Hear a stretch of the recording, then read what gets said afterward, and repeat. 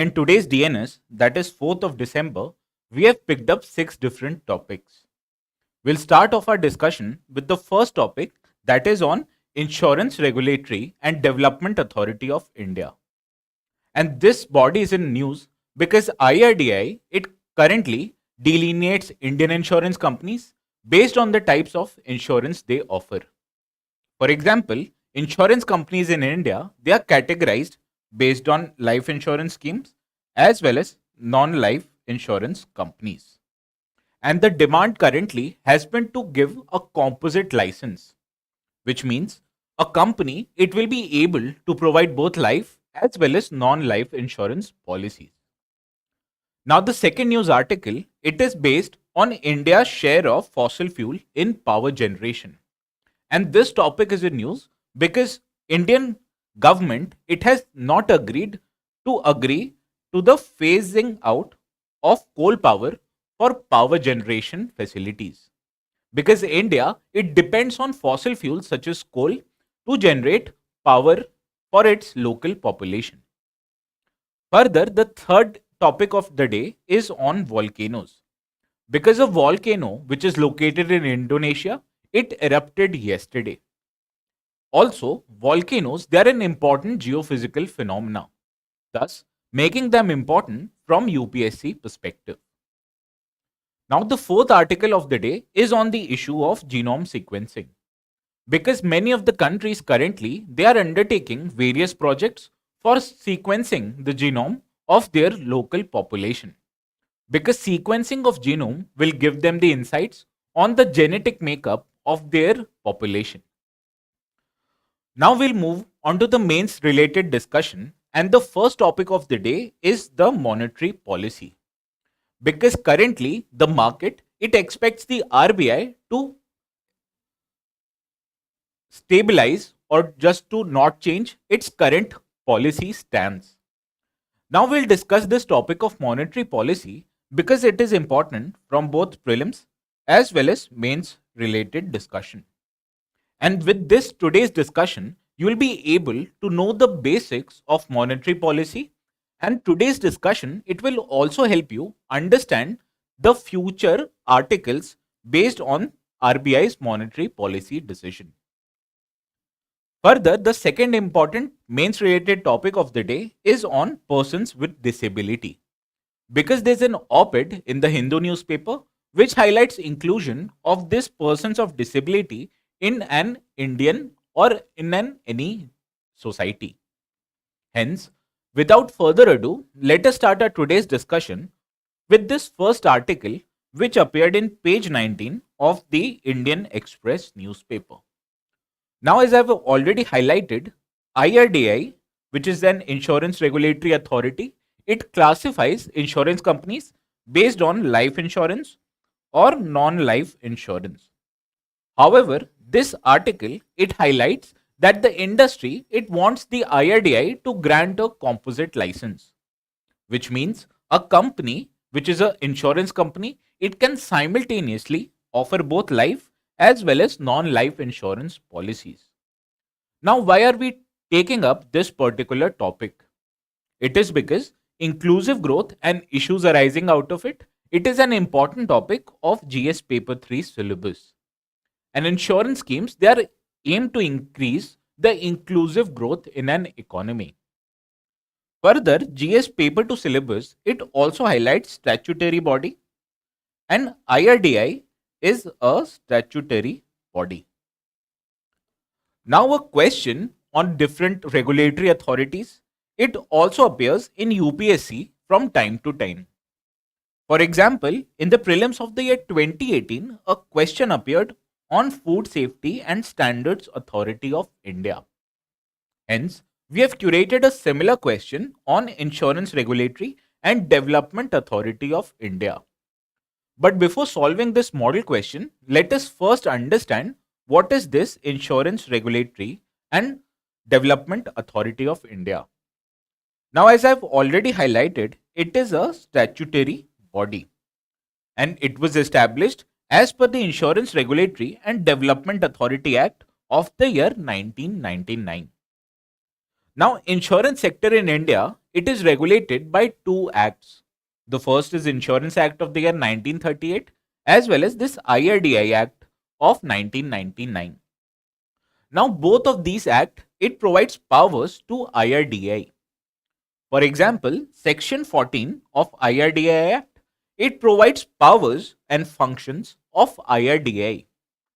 For example, IRDAI, it grants certification to insurance companies.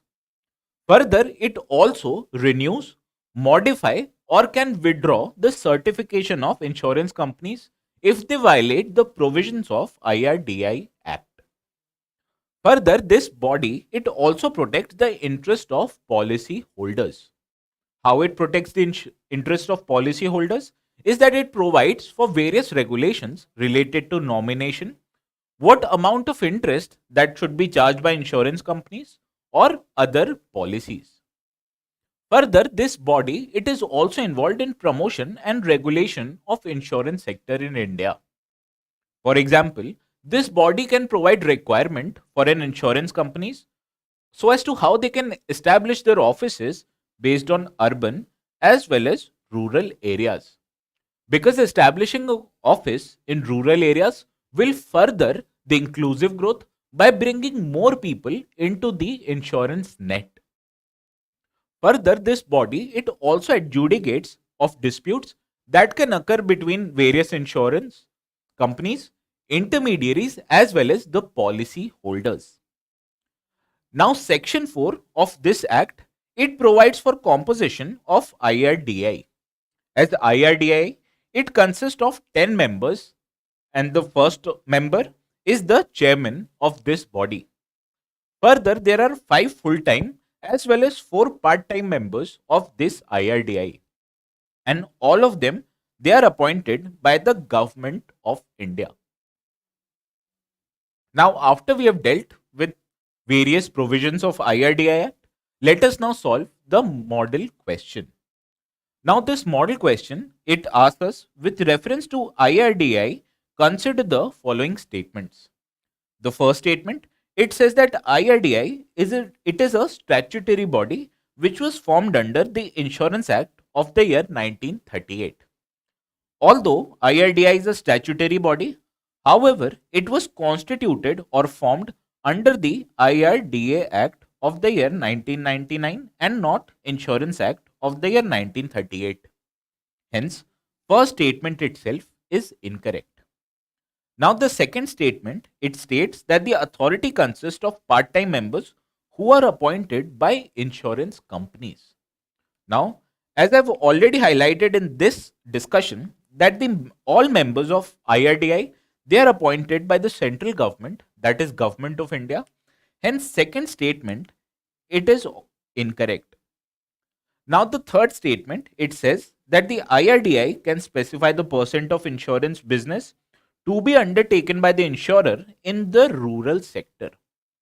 Now, as I've already highlighted that it undertakes promotion and regulation of insurance sector, and it also wants to make this insurance sector more inclusive and more reachable to people.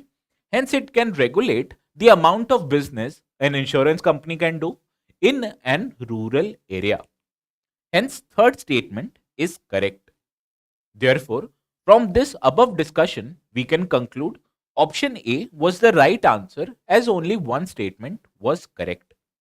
Whereas PYQ is concerned, here option A was the correct answer. Now with this, let us move to the second article of the day. And this article, it appeared in page 15th of the Indian Express.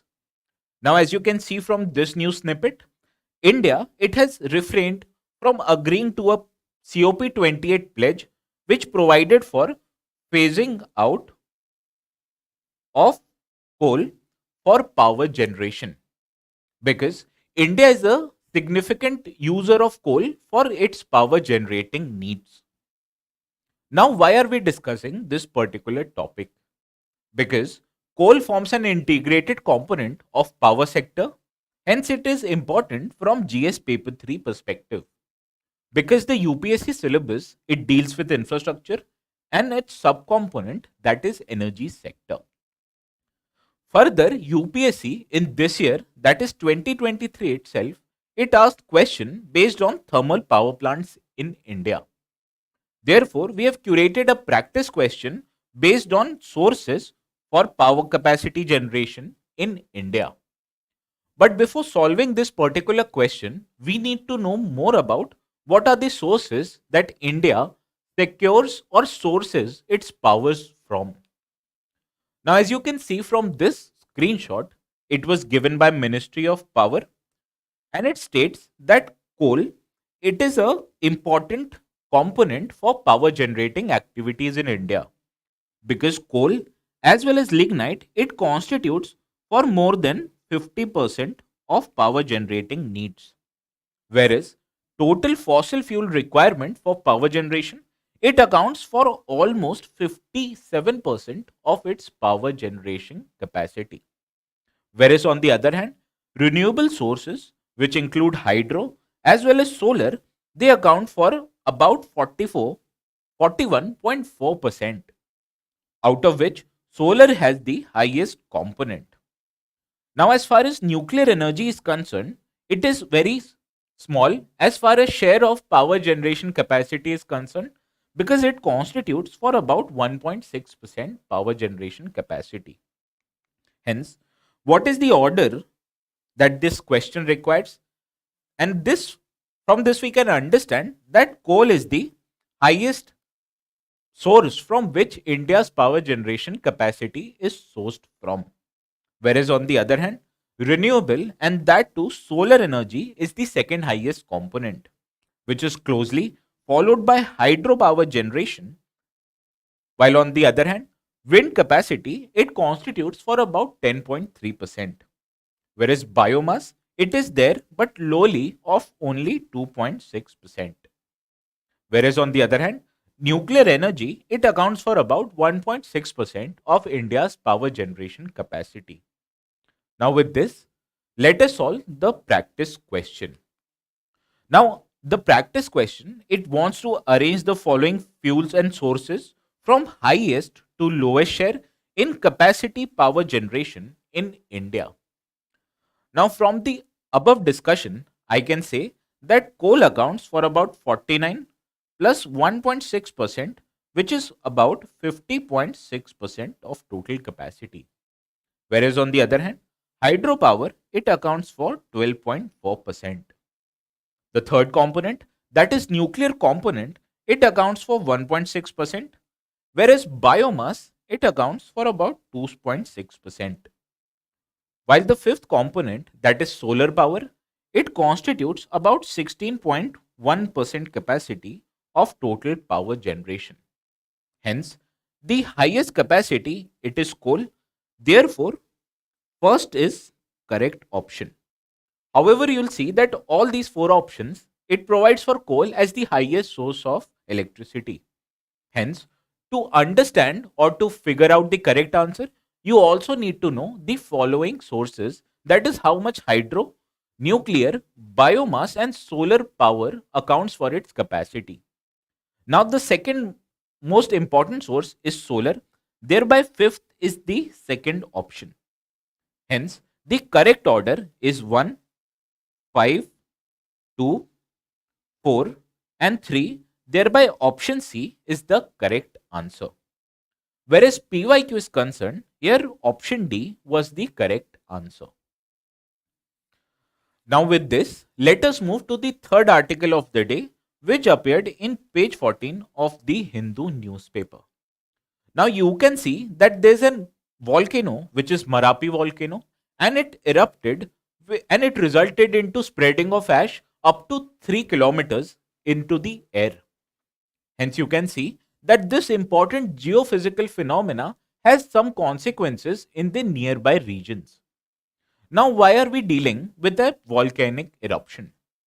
Because UPSC GS paper 1 syllabus, it highlights important geophysical phenomena such as volcanic activity as a part of its syllabus.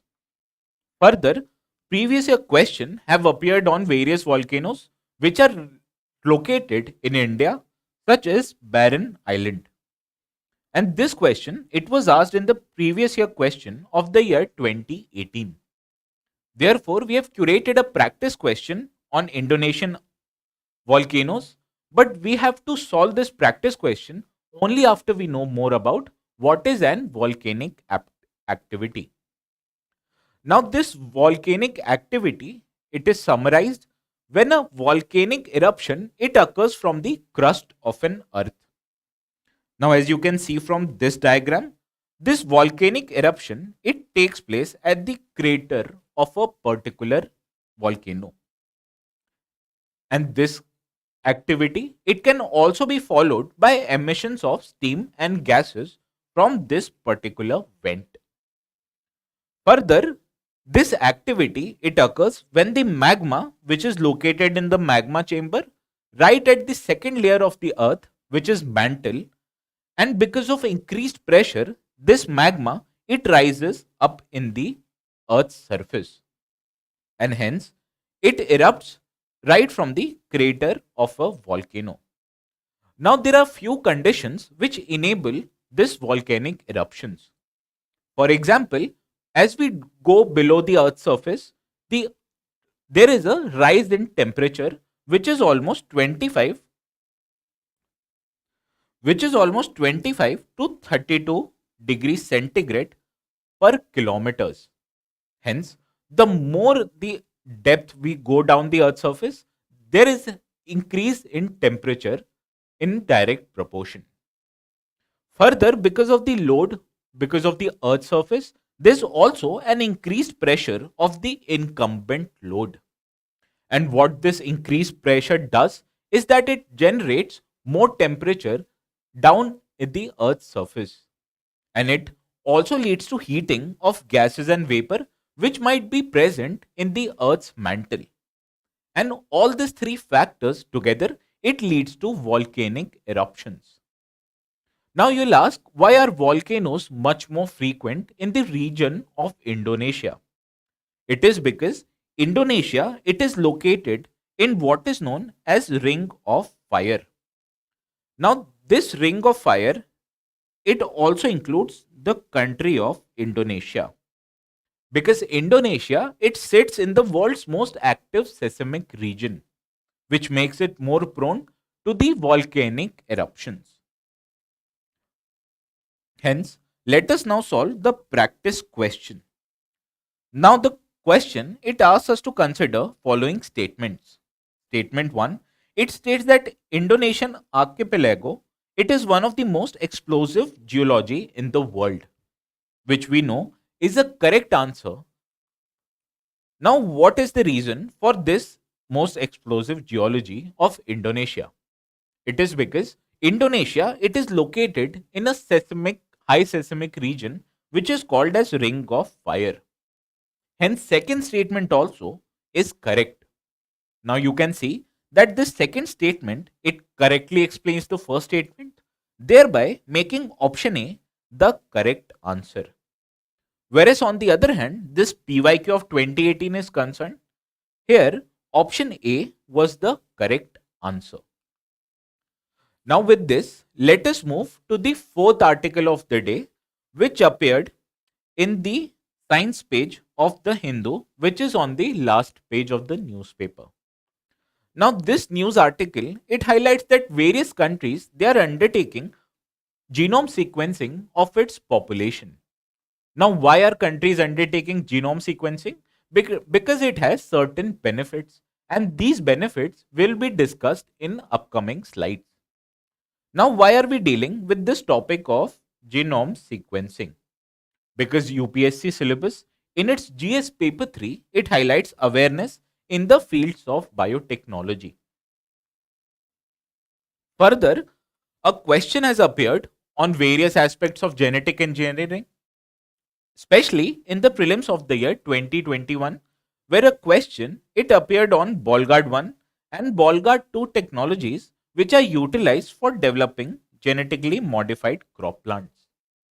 Hence, we have curated a practice question on Genome India project, which is a genome sequencing project of India. But before solving this question, let us first understand what is this genome sequencing and what are the Indian efforts in this direction. Now, as we know, each and every organism, it consists of a DNA. Now, these DNA or deoxyribonucleic acids, it consists of 23 pairs of chromosomes. Now, these chromosomes, they consist of 4 nucleotides, and these are adenine, cytosine, thymine, as well as guanine. Now, all the organisms, they will consist of these 4 nucleotides.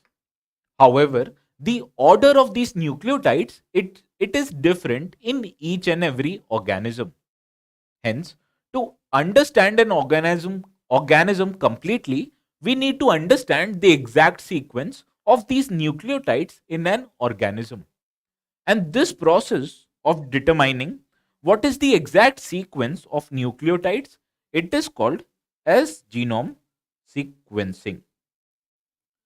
Now, what are the applications of this genome sequencing? For example, even the COVID virus, it had a particular genome sequencing. And when scientists, they were able to understand this exact genome of COVID-19 virus, it enabled them to diagnose a disease. For example, if a human being was affected by COVID, it could be known by the genome sequencing.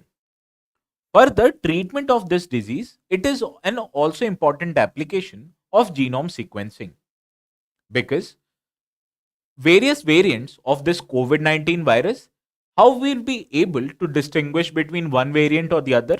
For example, whether the COVID variant which has affected you, whether it was alpha variant, beta variant, or delta variant, it was determined by this process of genome sequencing itself. Further, there were various vaccines which were more efficient or efficient for dealing with a particular type of variant. And these were itself developed with the help of genome sequencing.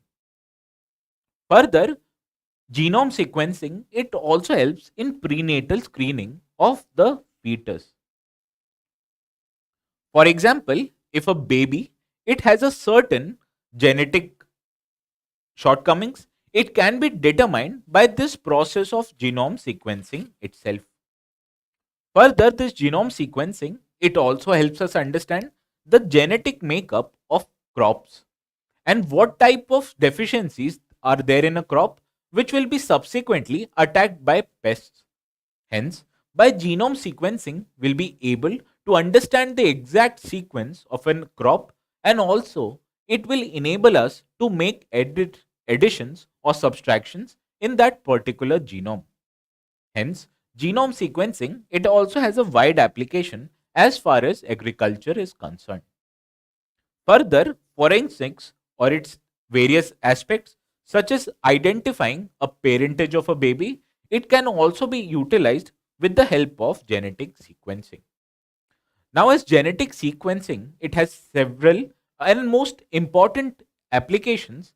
Thereby, every nation, including India, they are undertaking this genomic sequencing project. For example, the first efforts of an Indian government towards genome sequencing, it was categorized as an indigen project. And this project, it was initiated by the Central Council of Scientific and Industrial Relations, which is abbreviated as CSIR. And in this project, it was undertaken in the 6 months period that was from April to October of 2019. Now, in this project, the sequencing of 1,029 individuals, it was undertaken, and these individuals, they were sourced from various diverse ethnic groupings. Whereas the second project that India undertook, it was called as a Genome India project. And in this project, the whole genome sequencing, it was tried to achieve, as well as the analysis of data which came out of this whole genome sequencing, it was done in this particular project. Now, this ambit of this project, it was much wider than the Indigen project, because Genome India project, it aimed to cover more than 10,000 individuals. Now this project, it was undertaken by Department of Biotechnology with active support from National Center of Biological Sciences as well as Institute of Genomics. Now what this project it wanted to do was that it wanted to create a reference database of genome sequencing of Indian population. Further, identifying genome sequencing of various diverse ethnic groupings, it will also help India identify the genetic variations of its populations. And it will also help India determine what kind of population is more vulnerable to a certain type of disease. Hence, now we have known more about Indigen as well as Genome India project. Let us now solve this model question. Now, the first statement of this Genome India project question, it asks us that the project aims to sequence the whole genome of around 1000 individuals from diverse ethnic groups. Now, as we know that Genome India project, it is much more wider than the Indigen project. As Indigen project, it aimed to calculate or understand the genome sequencing of 1029 individuals. Whereas on the other hand, this Genome India project, it wanted to understand the genome sequencing of 10,000 individuals. Therefore, statement 1 is incorrect. Whereas the second statement, it says that the project has been initiated by the CSIR or Council for Scientific and Industrial Research. Again, this statement is incorrect because this project, that is Genome India project, it was initiated by Department of Biotechnology. As both of these statements are incorrect, thereby option D is the right answer. Whereas the PYQ of this previous year question, as I've already highlighted, is option B.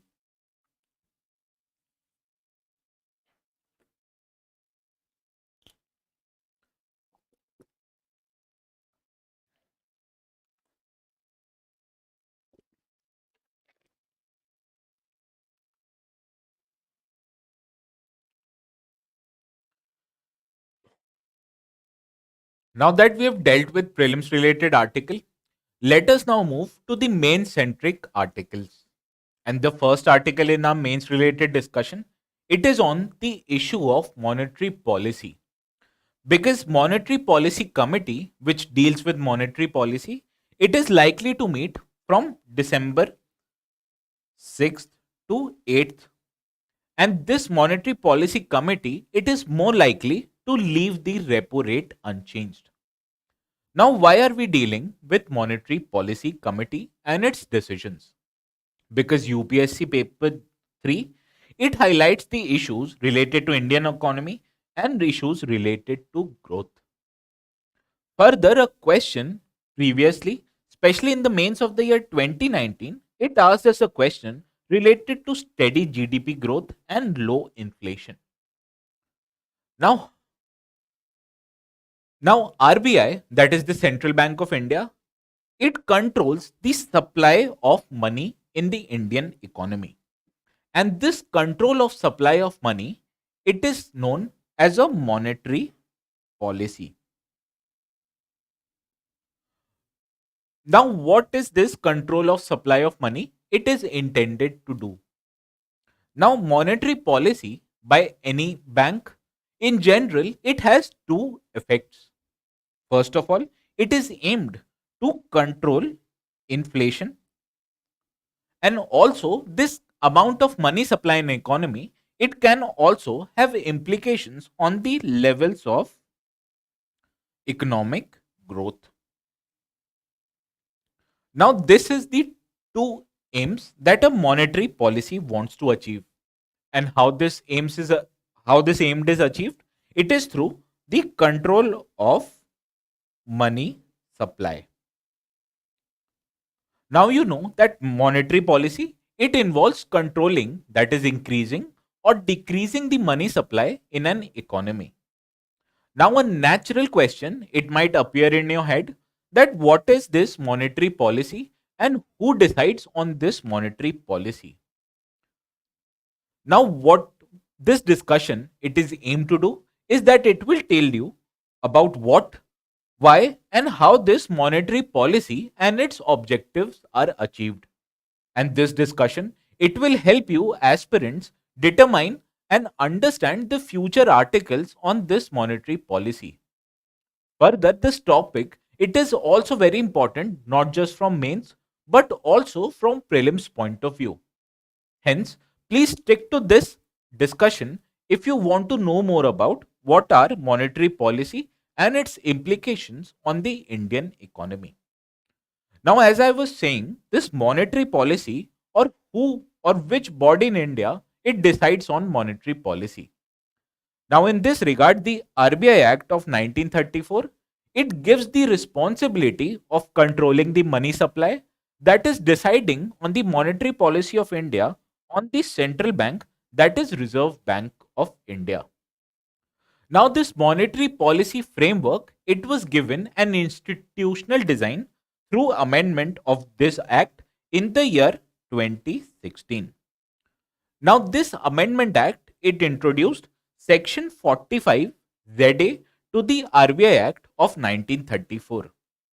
And this act, it stated that RBI, it should specifically focus on controlling the inflation in the Indian economy. Hence, from this slide, you can understand that out of two objectives, that is controlling inflation and achieving a desired level of economic growth, this amendment, it wanted RBI to focus more on controlling the inflation in an economy. Then, now a question might appear, how will RBI control inflation? Now, this particular amendment, it added that RBI, it should monitor the consumer price index, which highlights the level of inflation in Indian economy. Now, what should be the ideal percentage of this consumer price index that the RBI should aim to achieve?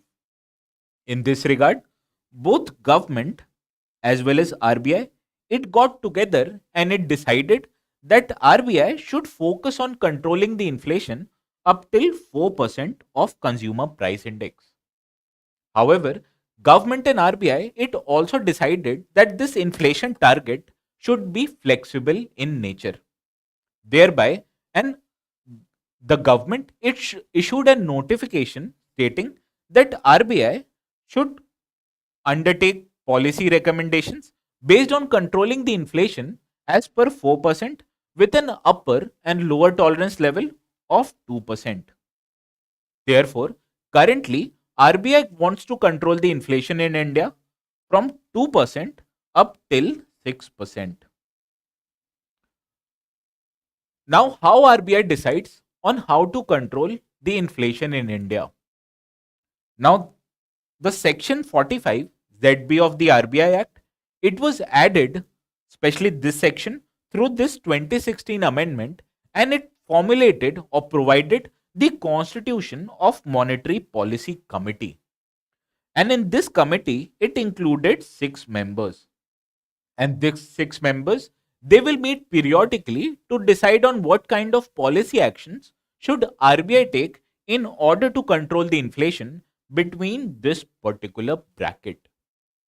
Now, these 6 members of Monetary Policy Committee, it consists of Governor of RBI, Deputy Governor of RBI, who is in charge of monetary policy, as well as Officer of RBI, who is appointed by the Central Board of RBI itself.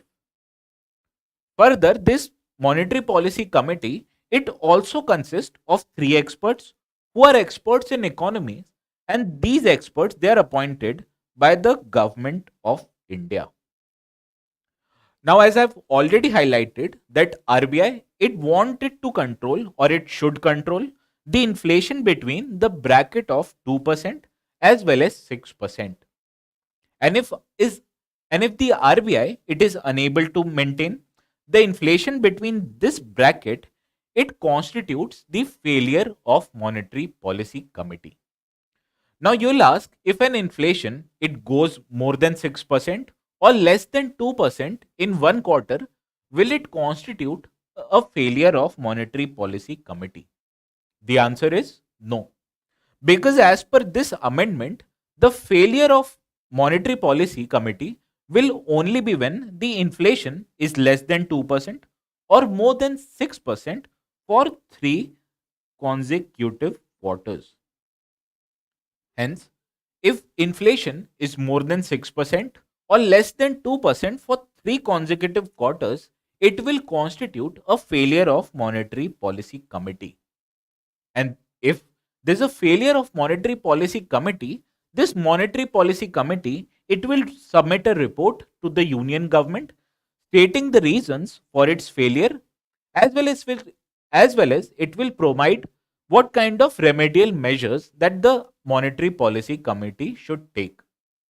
Further, this report will also consist of a definite time period within which the RBI expects the inflation to come under this particular bracket. Now, what is the process of deciding this monetary policy decisions? First of all, the schedule of monetary policy committee meetings, it is decided on a yearly basis.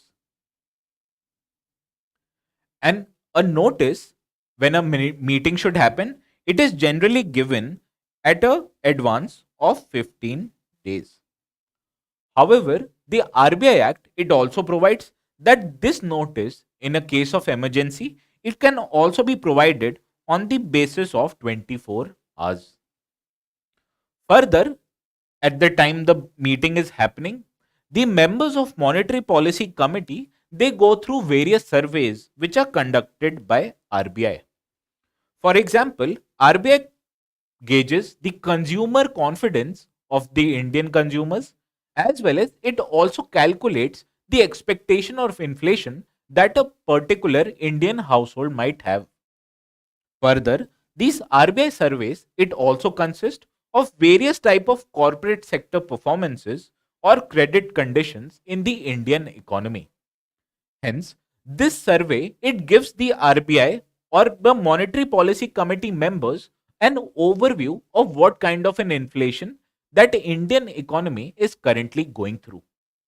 Hence, by going through these reports, the monetary policy committee members, they came up with their decision. And this decision, it is called as a monetary policy committee's resolution. Now, this resolution, it is announced by the monetary policy committee on a by monthly basis. Sorry, once in 2 months. Now, this monetary policy decision, it is conveyed in a form of resolution. And this resolution, it is based on majority of what kind of members feel. And if there's a tie in the decisions of monetary policy committee, then the casting vote, it is on the hands of RBI governor. Now, 14 days after the resolution is passed, this announced the minutes of meeting of this monetary policy committee. And this minutes, it consists of views of each and every member of this monetary policy committee, and it highlights what kind of members are expecting or giving a decision. Further, once every 6 months, this monetary policy committee, it also comes out with a policy report. And this policy report, it determines or it explains the expected level of inflation in the economy. Further, it also gives projections of future inflation as well as assessment of the state of Indian economy. Now, you'll ask, why was there a need to constitute a monetary policy? Shouldn't the monetary policy should be in the sole hands of the governor himself, or should a committee which consists of multiple members, they should decide on the monetary policy decisions? Now, there are several implications of constituting a monetary policy. First of all, that this decision of RBI, it constitutes views of multiple members and not just one member. Further, there's also a decentralization of responsibility, which spreads the responsibility from one person to certain members, thereby reducing the pressure on an individual. Further, this committee, it will also ensure a level of continuity in the monetary policy's decision, should a member is changed in between. Now, now that we have addressed what is monetary policy, let us now understand how is the monetary policy changed and what are the tools that are utilized for distributing or undertaking these monetary policy changes. Now, there are various instruments with the RBI that are responsible for controlling the money supply in the economy. Now, the first two instruments, they are known as statutory requirements that every bank should have. For example, for every 100 rupees that are deposited to the bank should keep out or separate some kind of funds for its reserve requirements. For example, there's a cash reserve ratio. And this cash reserve ratio means that the scheduled commercial banks, they should take out some money from their net deposits and they should keep this money with the RBI itself in form of cash. And this is known as cash reserve ratio. Now, naturally, this cash reserve ratio, it is about 3 to 4%. And I'm just using this as an example. Now, out of every 100 rupees, the RBI, for example, it might say that a bank is required to have a 4% cash to reserve ratio. Hence, this means that out of every 100 deposits in the bank, it should separate rupees 4 as its cash reserve requirement and it should deposit this rupees 4 with the RBI itself. Further, there is also another statutory requirement which is known as statutory liquidity ratio. For example, if the RBI, it says that the bank should have a statutory liquidity ratio of 20%. And this means that out of every 100 rupees that are deposited to the bank, the bank will maintain a 20 rupees statutory liquidity ratio. Now, there's a separation or a difference between this CRR as well as SLR. Whereas on the other hand, the requirement of CLR, it should be kept with RBI and it should be kept in form of cash. Whereas on the other hand, this SLR or statutory liquidity requirement, this requirement, it should be kept in various forms such as cash, government securities as well as gold. Whereas who keeps this particular SLR? As this SLR, it is kept with the banks themselves. Hence, you can see that out of every 100 rupees, 4 rupees are there for CRR ratio, whereas 20 rupees are there for SLR ratio. Thereby, by increasing the CLR or SLR, the RBI, it can reduce the amount of money that a bank could engage or use the money for its lending purposes. Thereby, rupees 24 out of every 100 deposit, it is taken out by the RBI for its liquidity or its reserve requirements. Thereby, the banks can now only utilize 76 rupees for their lending purposes. Hence, in order to reduce the liquidity, what the government or the RBI will do is that it will increase the reserve ratio requirement. Whereas on the other hand, if the RBI, it wants to increase the money supply in the economy, it will reduce the statutory liquidity ratio or the CRR. Now further, RBI also undertakes lending to banks because RBI, it is a banker of Indian banks. And it engages in lending through 4 instruments, the first of which it is known as repo rate. As utilizing this repo rate, RBI, it lends money to banks. While on the other hand, banks which lend money from the RBI, they pay interest based on this repo rate. And in return, what banks do is that they give government securities as a collateral.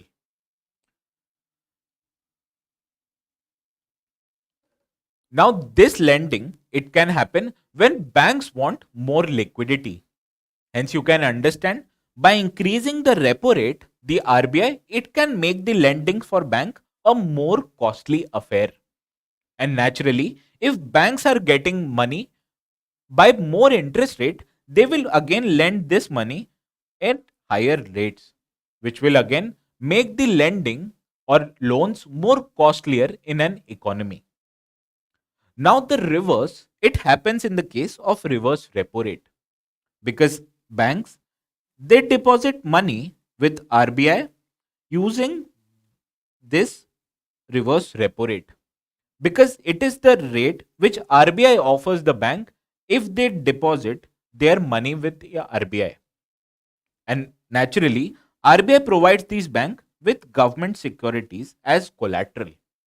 And this instrument in particular, it is used to absorb the excess liquidity by the banks, because RBI, by increasing the reverse repo rate, will make the deposits of bank to the RBI more attractive. Hence, by increasing the repo rate, the RBI, it will suck out the excess liquidity with the banks, thereby reducing the money supply in an Indian economy. Now, what happens if the RBI, it does not want to provide government securities to the banks? Because there are many cases, especially when the liquidity in an Indian economy, it is quite high. And in this regard, in the year 2020 itself, RBI came out with a standing deposit facility. And as this facility, it enabled the RBI to suck out the excess liquidity of the banks without providing them with a government security in return. Now, this SDF rates, it is 0.25% less than the repo rate. Now, there's also another penal rate which is known as marginal standing facility. Because using this marginal standing facility, the banks, it can borrow money from the RBI. Now, as I've already highlighted, that statutory liquidity ratio, it provides that banks should have a certain level of government securities as well. And naturally, these government securities, they cannot be utilized in providing collateral for this repo rate or reverse repo rate transactions. But what happens if a bank, it wants to borrow money utilizing this SLR government securities? Hence, the banks, it can also borrow money using these kind of government securities which are there for SLR requirement, and the banks, it will be required to pay a 0.25% premium over and above repo rate. Hence, utilizing these four measures, the RBI, it states that it can control the money supply in an Indian economy. And these four tools, they are known as liquidity adjustment facility. Now, what are the open market operation? As I've already highlighted, the RBI, it controls the level of money supply in an economy. Hence, if RBI, it decides to sell government securities in the market or to banks, it will lead. Hence, what RBI does is that it sells government securities to banks and then it asks banks to deposit them with cash. Hence, if the RBI, it decides to sell government securities and it decides to deposit the excess cash, it will reduce the money supply in economy. Whereas on the other hand, if RBI decides to buy government securities, it will have to provide banks with cash. And this excess cash will increase the money supply. Hence, using the amount of open market operations, what the RBI can do is that it can increase or decrease the level of money supply in an Indian economy. Now, what is this bank rate? If a bank, especially our scheduled commercial banks, if they fail to maintain this SLR or CRR ratio, then they can borrow money from the RBI to fulfill this requirement. However, this money, it will be available to them at a higher interest rate, which is known as bank rate. Hence, now you've understood that RBI, it controls the money supply through cash reserve ratio and statutory requirement ratio, whereas on the other hand, it also controls the money supply using repo rate, reverse repo rate, as well as standing deposit facility, as well as marginal standing facility. Now, after we have discussed what are the tools of monetary supply, let us understand what is the policy stance of an RBI. Now, generally, every monetary policy committee's resolution, it comes up with two kinds of data. First of all, it says what is the policy rate, which is usually the repo rate.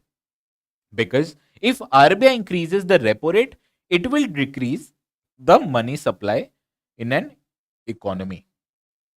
Whereas on the other hand, if RBI reduces the repo rate, it will increase the money supply.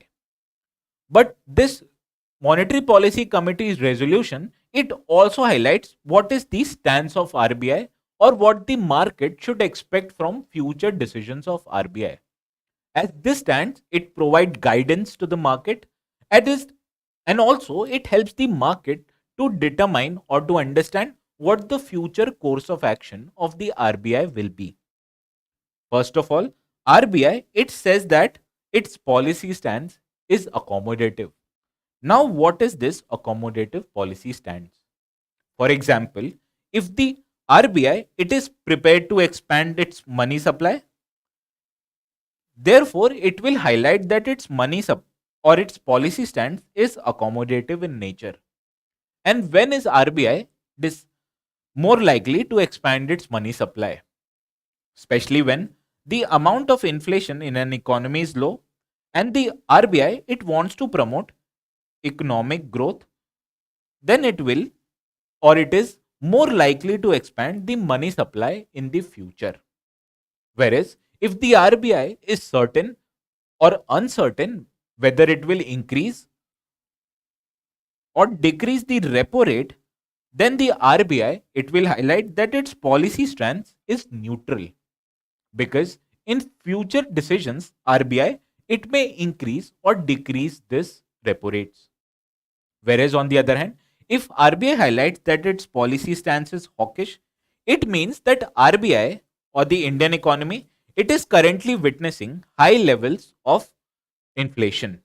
And by hawkish policy stance, the RBI, it will highlight that it will increase the repo rate in its future decisions. Further, if RBI says that its policy stance is that of calibrated tightening, it means that RBI will increase its repo rate based on the demands of an economy. However, there's also another fact about this calibrated tightening. And with this stance, the RBI, it might highlight that its tightening of monetary policy, that is increasing of repo rate, will be more gradual in nature. Hence, you can say that there are mostly four types of policy stance that are utilized by RBI to signify its future decisions. Now, after we have dealt with what is monetary policy and how is monetary policy decisions undertaken, let us understand why is there a need for monetary policy. Because monetary policy, as I've already highlighted, it wants to either control inflation or promote growth. Now, in the previous slide, I highlighted that the responsibility of RBI is mainly to control the inflation because RBI, it adopted an inflation targeting method. Because of the changes to the monetary policy, RBI now targets this consumer price index and it wants to keep this consumer price index between the levels of 6 to 2%. And this particular measure, it is called as flexible inflation targeting. Now, why is RBI adopting this kind of policy measure? Naturally, because this policy measure has some kind of benefits. The first benefit is that it provides the market with a transparent action. Because if RBI, it states that there's a certain corridor between which it wants to keep the country's inflation, it will bring more transparency in its day-to-day action. And in addition, it will also bring more clarity as well as predictability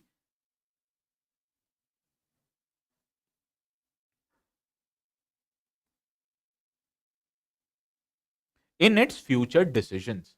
Because if RBI is able to clarify and the market is able to predict its future decision, it will help stabilize the Indian economy. Further, if there's a high inflation in the domestic market, it will eventually lead to decreasing purchasing power or decreasing the levels of employment. Hence, naturally, any government will not want to undertake this kind of decisions. Thereby, in order to control inflation, RBI has adopted this inflation targeting.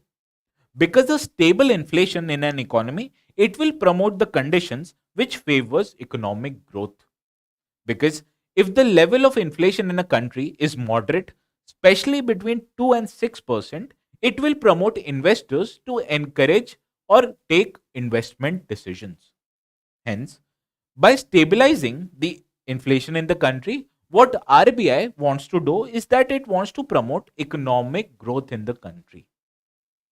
Further, as I've already highlighted, RBI it solely decides on how or what should be the policy rate of India's monetary policy. Thereby, it means that RBI has been given complete autonomy based on inflation targeting method.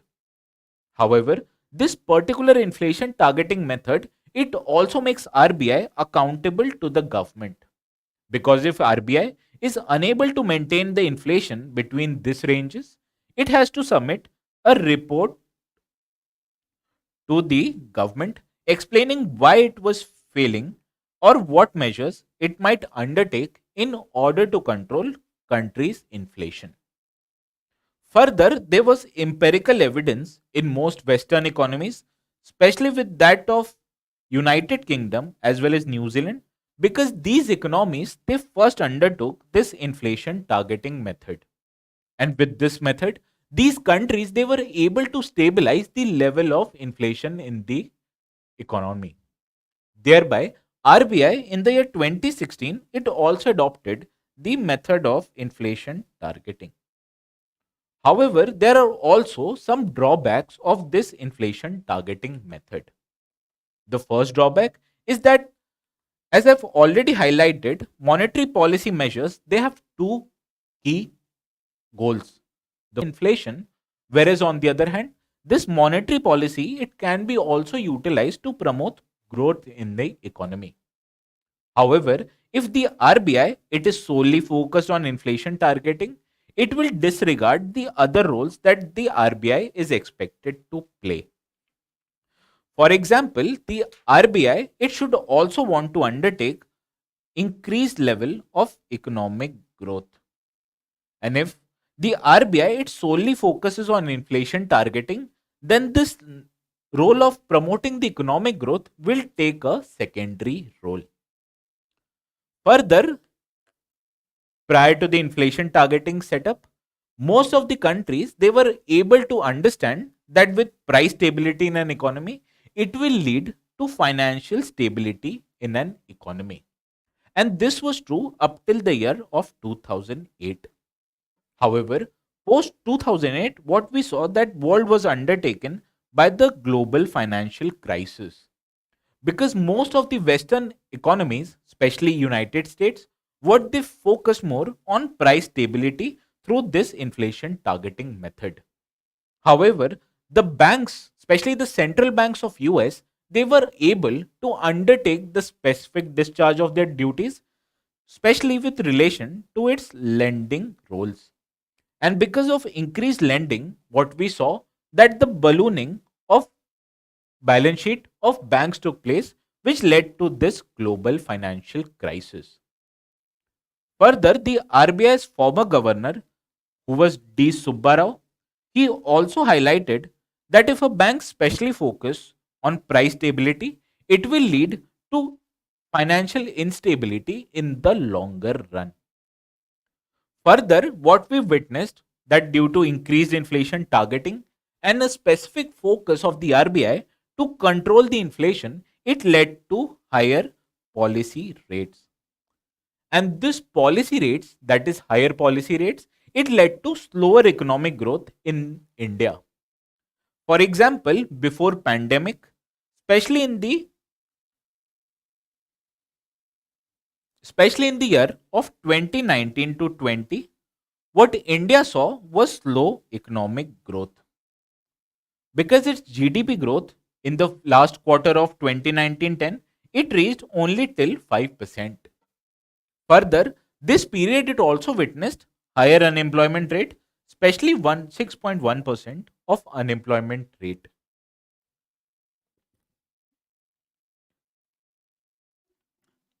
And this slow economic growth in India, especially during the year of 2019 to 20, it was attributed solely because of increased policy rates by the RBI.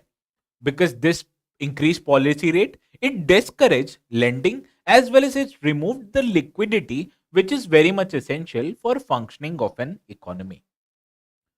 Further, inflation targeting it is very much effective in advanced economies because these advanced economies they have high monetary policy transmission, and this transmission it means that the policy decisions of a central bank it is then undertaken in an equal manner by the banks. However, on the other hand, especially in India, what we witness is the monetary policy transmission in the country is very poor, and this can be highlighted by an example. Because since May 2022, RBI it has increased 250 points of its policy rates. However, this 250 basis points increase in policy rate it only resulted into 152 basis points increase in the bank's lending rate. Hence, we can say that the transmission of this policy measure it is ineffective as far as lending rates of the banks are concerned. Sorry.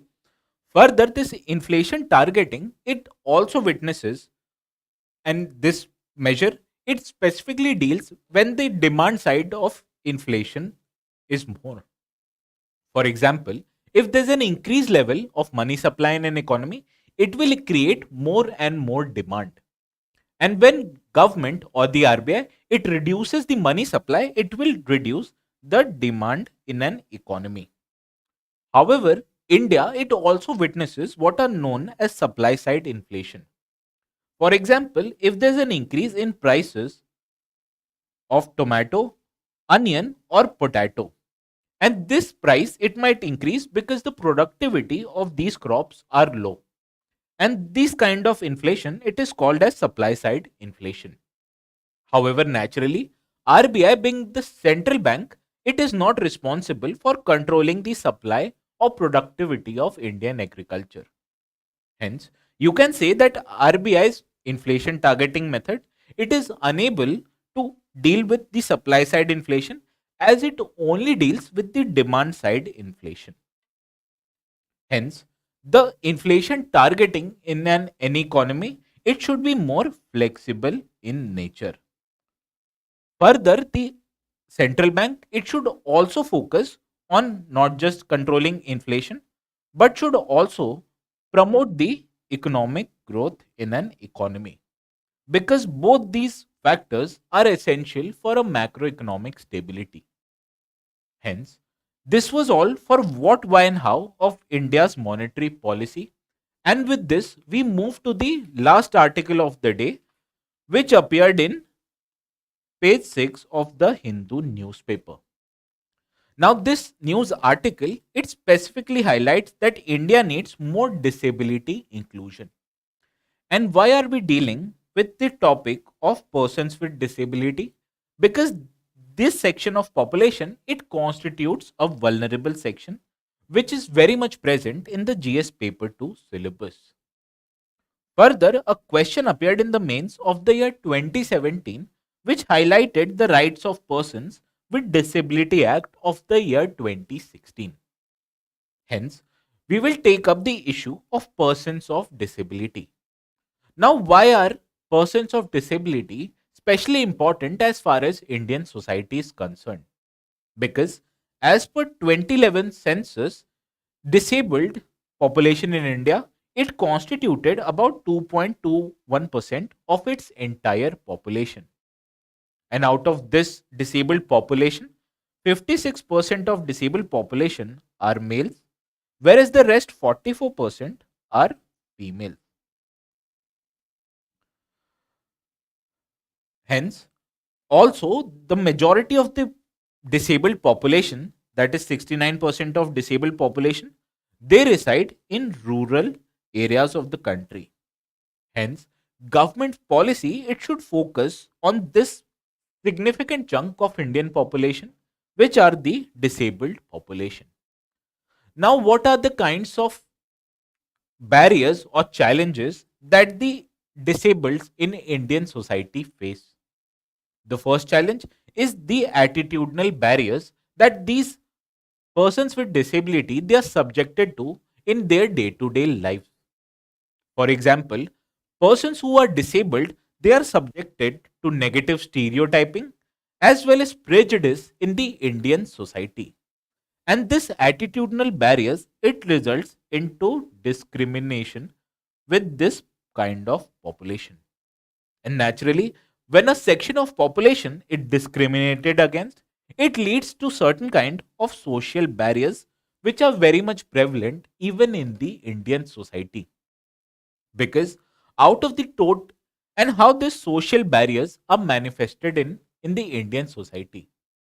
Because out of the total disabled population, only 55% of disabled population they are educated or literate. Hence, you can see that 45% of the disabled population they are illiterate, and this illiteracy it also because of discrimination. As because of this discrimination, the persons who are disabled they are unable to attend educational institutions. Further, this PWD population, even if they are literate and are able to engage in work, they are also subjected to barriers as far as their works are concerned. Because only 36% of India's disabled population they constitute the workforce. Hence, you can see that about 64% of disabled population they remain out of workforce. Further, children, especially the disabled ones, they are also subjected to violence in their day-to-day lives. Hence, this violence as well as discrimination, it also prevents these disabled children from accessing educational options. Thereby, it also reduces their ability to work in the future. Hence, you can see that this attitudinal barriers, especially in the form of discrimination, it creates social barriers such as lack of education, lack of work option, as well as increased violence in the society. And this social barriers in long run, it creates access barriers with this disabled population. Because with less level of work, they have less level of day-to-day earnings. Thereby, this disabled population they are unable to source the assistive tech which might make their daily lives easier. Because the assistive technologies, especially crutches as well as other tools, they are available at a certain increased significant cost. And if a disabled population they're not working or that they're unaware of their assistive technologies, they'll not be able to get this assistive tech.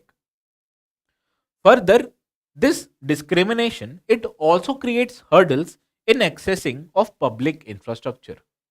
Because if the disabled population it is unaware or it does not have assistive tech such as wheelchairs, they will be unable to access public infrastructure such as transportation. Also, if they are uneducated or they lack work options, they also be unable to undertake or participate in modern communication facilities. Because their exclusion from education and work, it might also reduce their digital learning and will also prevent them to use modern technologies such as mobile phones. And all this access attitudinal as well as social barriers, it creates poverty in the long run as far as this persons with disabilities are concerned, because as they do not have adequate level of educational awareness or they do not have a steady income, it will lead to a negative implication on their living conditions. Further, this will also hamper their access to nutrition as well as access to health services, because all these services, they are available at a certain cost which is not there with this person of disabilities. Hence, you can see that all these factors, especially attitudinal barriers, social barriers, access barriers, and poverty, they are interlinked in nature. And one factor, it leads to another, thereby creating a vicious cycle of poverty and exclusion. Hence, any government policy, it should be aimed at reducing their exclusion as well as bringing this disabled population out of the poverty levels. And how is government of India, or why is government of India undertaking various policy measures to encourage the participation of persons with disability? And it is because the Constitution of India, which is the supreme law of land, it provides with responsibility to government of India due to the directive principles of state policy. And in this regard, Article 41 of the Constitution, it declares that state within its economic as well as developmental capacity should provide the population with right to work, education in cases of disablement.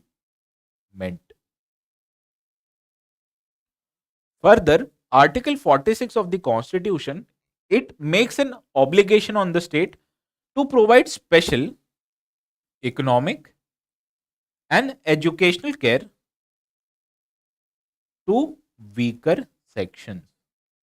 And as I've already highlighted, persons with disability, they constitute weaker population in the country. Hence, according to Article 41 and 46 of the Constitution, it is an obligation on the government to undertake welfare measures for the persons with disability. And in this regard, the government of India, it came up with Rights of Persons with Disabilities Act of the year 2016. Now this act, it defines what constitutes disability. And more importantly, it does not just deal with physical disability, but it also incorporates intellectual as well as neurological disability within the ambit of disability. Hence, if a person is suffering from an intellectual or neurological based disability, then that person will also be categorized as a person with disability. And this act, it also provides these persons of disability with certain kinds of rights. For example, the act, it provides that persons with disability, they will have a reservation in provision of educational institutions as well as reservation in government jobs. Further, this act, it also provides an obligation with the government to provide education to every physically disabled children up till the age of 18 years. Further, this act, it also constitutes an advisory board, as this advisory board, it can be constituted at central as well as state government, and this particular advisory board will advise central and state governments on what kind of policies they should be providing this physically disabled populations with. And in this regard, to provide increased access to the disabled population, the government of India brought what was called a Sugamya Bharat Abhiyan, which is another name of Accessible India campaign. Now, through this scheme, what government wants to do is that it provides or it wants to increase the access of public infrastructure for this disabled population. For example, this scheme, it undertakes improvement in built environment, especially as you can see that many environment such as banks, they are provided with ramps on which this disabled population, they can take up their wheelchair and reach the banks. Hence, it creates built environment, especially to enable the persons with disability to access public infrastructure. Further, this scheme it also wants to make India's transport more accessible to persons with disability. For example, if you travel in Delhi Metro, you will witness that the first and last coach of every Delhi Metro it is provided with a separate segment which a PWD can park their wheelchairs on. Further, every metro station in Delhi it is also available or it also has specially kind of a delineated tiles which highlights the path which an blind person can take in order to reach the Delhi metro trains. Hence, all these kind of developments that were undertaken in public transport, it was due to this Sugamya Bharat Abhiyan. Also, the Sugamya Bharat Abhiyan, it wants to make information, communication as well as telecommunication more accessible to the persons with disability. For example, in every EVM, you will find that there's a braille script which will enable blind persons to successfully cast their vote in every elections. Hence, this has only been possible due to increased awareness of the government on what kind of difficulties the PWDs face and try to reduce the amount of difficulties. Also, Government of India it came up with Deen Dayal Disabled Rehabilitation Scheme, which is a central sector scheme. Now, this scheme it wants to create an enabling environment for persons of disability. As by creating enabling environment, what the government wants to do is that it wants to create an equal opportunity for this category of population so that they can utilize this opportunity to gain more social empowerment. And in this regard, the government it also provides financial support for NGOs who undertake rehabilitation measures of persons with disability. And the main thrust of this particular scheme is on education and training program. Now, what should be the way forward so that the government or Indian society should make life more easier on this persons with disability? For example, government it can increase the access of social protection for the persons with disability. And in this regard, the government it should increase the budgetary outlay for any scheme, especially the Accessible India scheme as well as Deen Dayal Rehabilitation Scheme. Further, the government should also want to make its health sector more inclusive or more approachable for the disabled sector. Because by improving or taking developments in the infrastructure, especially health sector, the government it can create opportunities which will enable early diagnostic as well as treatment for the disabled population. Hence, by undertaking early diagnostic as well as treatment, the government it can make lives easier for these persons of disability. Also, by increasing the budgetary outlay, the government it also should provide the assistive technologies to the persons with disability.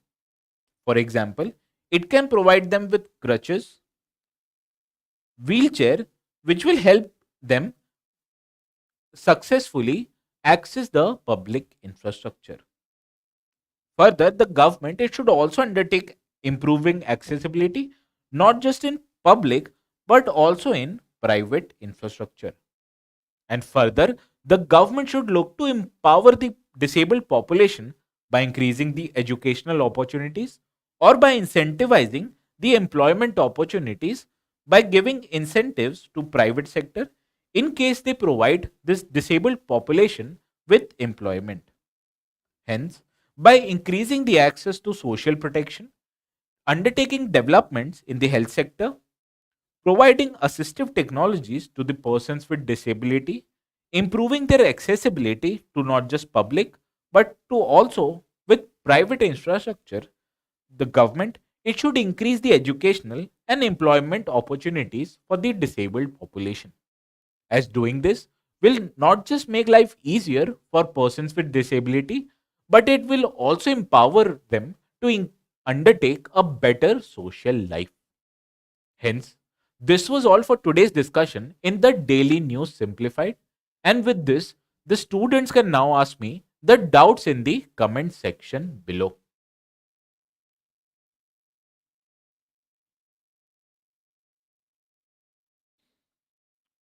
I'm waiting for your doubts, which you can ask me in the comment section.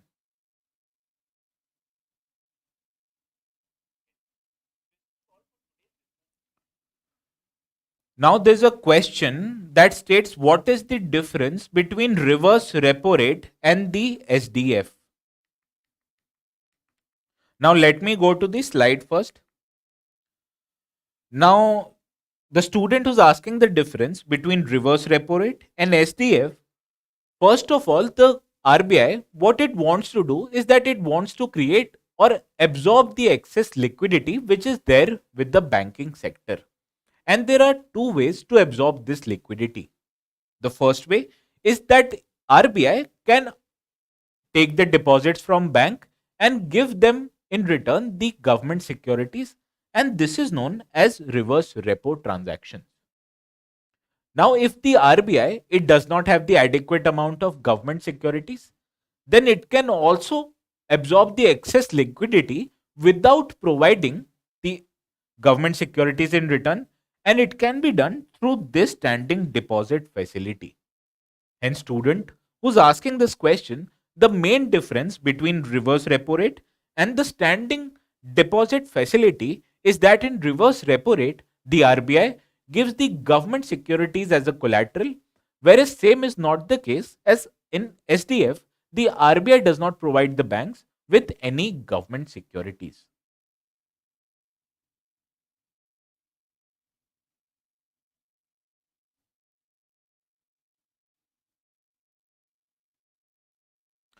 Now, Kaustubh Dixit, he's asking that wouldn't it make more sense to lower the repo rate so that bank can take more loans from the RBI, hence lower interest rate in a targeted group, say small and marginal farmers who do not have a collateral. I agree. I understand Kaustubh. He's confused with the supply side and demand side inflation. Now, how is demand side inflation increasing in an economy? For example, Kaustubh, you and I, we have more money and we go to a market if we want to buy onions.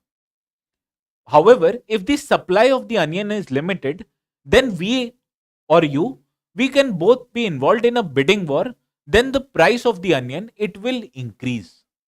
Hence, this is what is called a demand side inflation because you and I, we have higher demand of onion and hence we are willing to pay more price for that onion.